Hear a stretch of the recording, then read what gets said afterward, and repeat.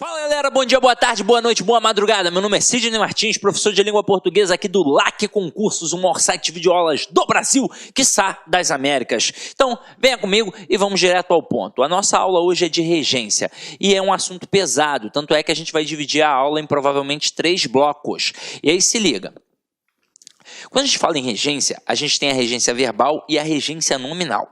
É, na verdade, a exigência de um termo regente, que pode ser o verbo ou o nome, exigindo uma preposição para que aquele verbo ou aquele nome façam sentido de forma ampla na sentença. Então é por isso que a gente tem a regência verbal e a regência nominal. Normalmente, para o candidato, a parte mais pesada é a regência verbal. E por quê? Porque no dia a dia a gente utiliza o português informal. E na prova é o português padrão. Então a gente tem hábito de utilizar preposições em locais que não tem a preposição. A gente tem o hábito de não usar em situações em que tem a preposição. E a gente tem também a mania de usar preposições trocadas. Então, caramba, na hora da prova, o erro do cotidiano vai te derrubar. Então é por isso que a gente tem de estudar a regência. Agora, não adianta você achar que vai assistir a esta aula uma única vez e será o suficiente. Você vai ter de vê-la pelo menos umas 3, 4 ou 5 vezes para poder massificar o conteúdo. Ah, Sidney, mas eu não tenho tempo de ficar vendo tanta aula assim na internet. Poxa, eu trabalho muito. Eu tenho tempo sim de visualizar a aula uma vez, no máximo 2, e depois estudar com material em PDF. E aí eu vou te dar uma dica. Vai estudar no material em PDF a parte de regência, não leia apenas. Anote, copie. Quanto mais você copiar sobre aquele conceito, mais você vai guardar isso na sua mente. E aí você vai tirar de letra no dia que você visualizar na prova, tranquilo? Então vamos lá, vamos cair para dentro. Ó, como eu disse a vocês, em concursos públicos, regência é o estudo de qual palavra, ou seja, o termo regente, o verbo ou o nome, pede qual preposição, que é o termo regido. Então, primeiro tem o termo regente, depois tem o termo regido. O termo regente é o que vai reger, é o que vai exigir a preposição. E depois aquele complemento do verbo ou do nome vai ser chamado de termo regido. Então a gente tem a regência verbal, que é quando o verbo exige a preposição. Exemplos aqui: precisamos diariamente de atenção. E aí pensa no verbo, quem precisa, precisa de alguma coisa. Então o verbo precisar exigiu a preposição de.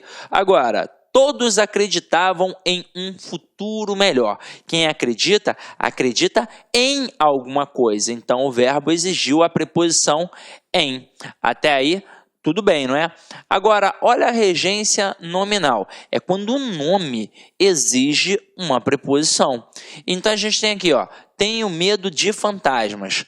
O nome medo trabalha com a preposição de. Porque quem tem medo de alguma coisa. Mantenha sua fé em Deus. A palavra fé exige a preposição em. Quem tem fé em alguém.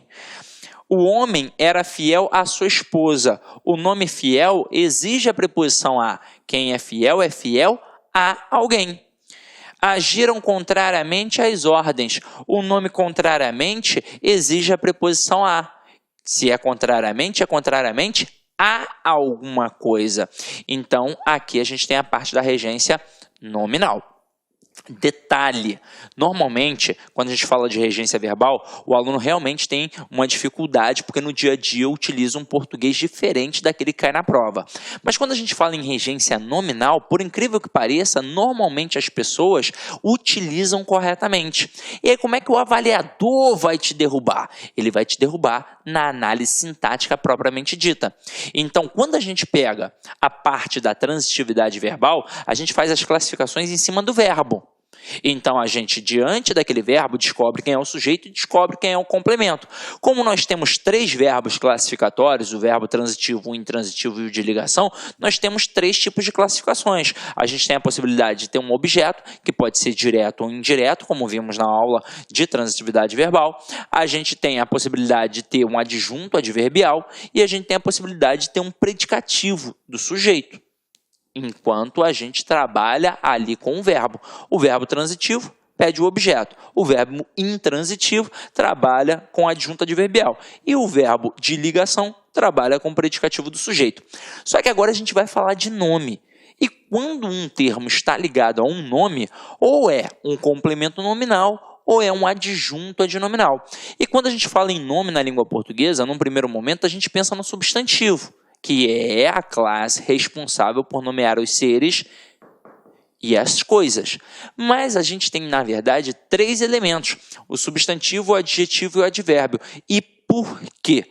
Porque são correspondentes às 3 formas nominais do verbo. A gente não tem o particípio, o gerúndio e o infinitivo. O particípio corresponde a um adjetivo, o gerúndio corresponde a um advérbio, o infinitivo corresponde a um substantivo. Então, quando a gente tem elementos ligados morfologicamente a um destes 3 termos gramaticais, substantivo, adjetivo e advérbio, a gente vai ter sintaticamente como classificar aquele termo apenas em adjunto adnominal ou complemento nominal. Então a gente vai fazer uma brincadeira aqui agora. A gente vai definir como é que funciona o complemento nominal e como é que funciona o adjunto adnominal.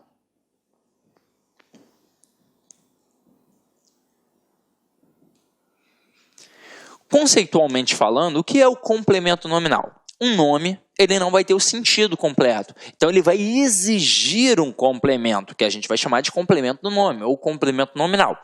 Então, é por isso, por esta exigência, que o complemento nominal sempre tem a preposição. É um caso de transitividade, só que do nome. Agora, quando a gente tem o adjunto adnominal, como diz o próprio termo ali, ele está apenas junto do nome, apenas acompanhando o nome, é um termo satélite. Pode ser que apareça uma preposição, mas ela não é obrigatoriamente exigida pelo nome. Até aí tudo bem. Agora, Sidney, eu preciso saber tudo isso? É bom, né? Mas se você não souber, a gente vai matar através de 2 formas. Eu vou fazer um quadrinho mnemônico aqui para vocês, para quem gosta, e depois a gente vai brincar com um processo lúdico, para a gente poder trabalhar tudo isso aqui, beleza? Então vamos lá. Primeiro no quadrinho mnemônico, ó, nós temos o adjetivo, o advérbio e o substantivo. Só que antes de começar a brincadeira, a gente tem que definir e entender que existe o substantivo concreto e existe o substantivo abstrato. Vou colocar aqui 2 vezes, porque nós teremos 2 situações para poder analisar. Então, vamos lá. Primeira coisa é definir a diferença de substantivo concreto para abstrato. Então, diz aí para mim, fada é concreto ou é abstrato? Gnomo é concreto ou é abstrato? Deus é concreto ou é abstrato? Quem respondeu abstrato, errou. Quem respondeu concreto, acertou. Mas como assim, Sidney? Como é que a fada vai ser concreto?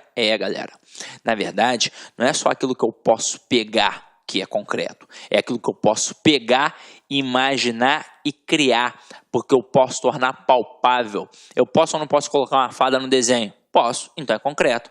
Eu posso ou não posso colocar Deus no cinema? Morgan Freeman não fez Deus no cinema? Então é um substantivo concreto. Até porque, para ser substantivo abstrato, só em 2 situações. Ou é um sentimento, ódio, amor, medo, paixão, ou é um substantivo com força de verbo. Como assim? Eu digo que a filmagem da aula ficou perfeita. A palavra filmagem não é verbo, mas faz você pensar em verbo, porque é o ato de filmar. Portanto, é um substantivo abstrato, por ter força de verbo. Tranquilo? Agora, se liga comigo, na hora que a gente estava trabalhando lá na transitividade verbal e a gente descobriu o objeto direto, a gente percebeu que ele não existia do nada. Ele existia porque estava ligado a um verbo transitivo direto, ou seja, uma análise morfossintática. Eu via a quem o camarada estava ligado gramaticalmente para aí sim poder classificar sintaticamente. Assim como o objeto indireto também não existia do nada. Ele existia porque estava ligado a um verbo transitivo indireto. Então eu via a quem estava ligado gramaticalmente e classificava sintaticamente. Portanto, ligado aos verbos, a gente pensava em objetos. Agora, ligado a nome, jamais vai ser um objeto. Ou vai ser um complemento nominal ou um adjunto adnominal. A análise é morfossintática. Então, vamos ver como é que funciona. Estou avaliando um camarada que está aqui, ó. e eu percebo que ele está ligado morfologicamente, gramaticalmente a um adjetivo, ele sempre será um complemento nominal. Estou avaliando o termo que está aqui, ó, e eu percebo que ele está ligado gramaticalmente, morfologicamente a um advérbio. Ele sempre será um complemento nominal. Estou avaliando o termo que está aqui e eu percebo que ele está ligado gramaticalmente, morfologicamente a um substantivo concreto. Ele será um adjunto adnominal. Então até aí, ó, não há o menor problema. Onde é que o bicho vai pegar? Quando o termo estiver ligado a um substantivo abstrato. Porque na hora que eu percebo que um termo está ligado a um substantivo abstrato, não tem como poder classificar de cara. Afinal de contas, ele pode ser um adjunto adnominal ou um complemento nominal. E por que eu posso ter duas análises simples? O substantivo abstrato, ele não tem força de verbo? É como se ele indicasse o quê? Ação. E para cada ação não tem alguém que pratica e alguém que sofre? Então é isso que vai ocorrer. Na hora que eu perceber que está ligado a um substantivo abstrato, eu vou voltar para o termo para ver se ele está praticando ou sofrendo a ação. Se ele estiver praticando, ele será um termo agente. Portanto, adjunto adnominal. Se ele estiver sofrendo a ação, ele será um termo paciente. Portanto, complemento nominal. Agora, macete bobo, mas que no dia da prova vai funcionar. Se é agente, ó, é o A de adjunto adnominal. E a palavra paciente tem o C e o N de complemento nominal. É bobo, mas no dia da prova funciona, tá? Agora, antes, anota aí, né? Dá o pause, anota, né? Que às vezes é muito louco, né? Eu apago aqui, e aí o aluno fica assim, caraca, apagou antes de eu, né? Da minha cópia, professor, antes de eu copiar, por quê? Você quer? Então, é só dar o pauzinho. Desculpa aí se eu apaguei antes, mas acredito que você já tinha anotado. Olá, meus amigos! Gostou da aula do professor? Grande professor, você quer continuar assistindo essa videoaula? Aliás, você quer fazer o nosso curso completaço para o Tribunal Regional Eleitoral de São Paulo 2016? Acesse nosso site lá Concursos, que lá nós temos um grande curso. Não é apenas um curso, é um grande projeto pedagógico. Você pode ter certeza. Lá você tem o estudo em regime de metas, você tem um personal coach, você vai ter um treinador pessoal de concursos. Você pode ter certeza, meus amigos, se você cumprir as orientações pedagógicas do site, cumprir as suas metas de estudos, eu tenho certeza absoluta que lá no dia da prova você vai fazer uma excelente prova e você não vai tirar o lacre da cabeça, pode ter certeza disso. Tá certo, meus amigos? Espero vocês. Nosso curso custa apenas 10 mensalidades de R$ 25,00, o melhor custo-benefício da internet, pode procurar, sem medo de ser feliz, matricular no nosso grande curso, tá certo? Meus amigos, outra coisa, gostou desse material de apoio, dessa aula? Você quer o material de apoio, quer o PDF? Vai lá, acesse nosso site, clique lá em documentos, você pode fazer o download gratuitamente dessa videoaula, tá certo? Forte abraço, espero vocês. Tchau, tchau. Clique lá.